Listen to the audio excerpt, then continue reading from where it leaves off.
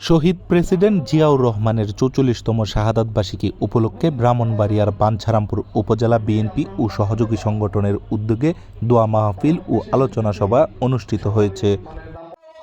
আজ সোমবার দুপুরে বাঞ্ছারামপুর উপজেলা বিএনপির সাবেক সাধারণ সম্পাদক বিপি আব্দুল মান্নানের সভাপতিত্বে আয়োজিত এই অনুষ্ঠানে প্রধান অতিথি হিসেবে উপস্থিত ছিলেন সাবেক জাতিসংঘের কর্মকর্তা ডক্টর মোহাম্মদ সাইদুজ্জামান কামাল। প্রধান অতিথির বক্তব্যে ডক্টর মোহাম্মদ সাইদুজ্জামান কামাল শহীদ জিয়াউর রহমানের আদর্শ ও কর্মজীবন নিয়ে আলোচনা করেন। আমি জিয়া বলছি, এই শব্দটি যদি উনি সেদিন না বলতেন, উনি যদি রণাঙ্গনে নেওয়া যেতেন, বাংলাদেশের মুক্তিযুদ্ধ আসলেই হতো কিনা, আমরা আসলেই স্বাধীন হতাম কিনা আমরা জানি না। এই শহীদ রাষ্ট্রপতি জিয়াউর রহমান বাংলাদেশকে একটি স্বনির্ভর বাংলাদেশে রূপান্তরিত করেছিলেন। শহীদ রাষ্ট্রপতি জিয়াউর রহমান আধুনিক বাংলাদেশের রূপকার ছিলেন। শহীদ রাষ্ট্রপতি জিয়াউর রহমান।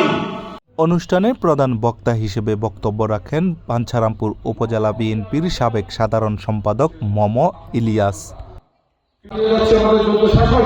লড়াই এখনো শেষ হয়নি, আমরা নয়া হত্যার বিচার এই বাঞ্ছারামপুরে করব ইনশাআল্লাহ।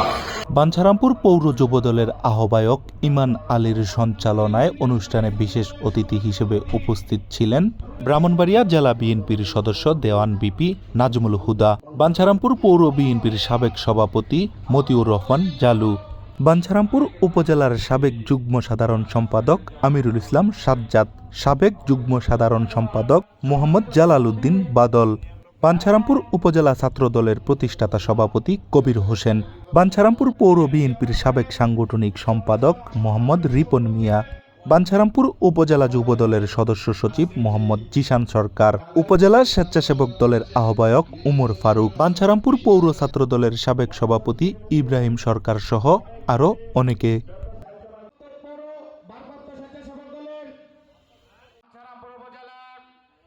ছাত্রদলের সাবেক অন্যতম যুগ্ম আহ্বায়ক রোমানকে তার বক্তব্য দেওয়ার জন্য অনুরোধ করছি।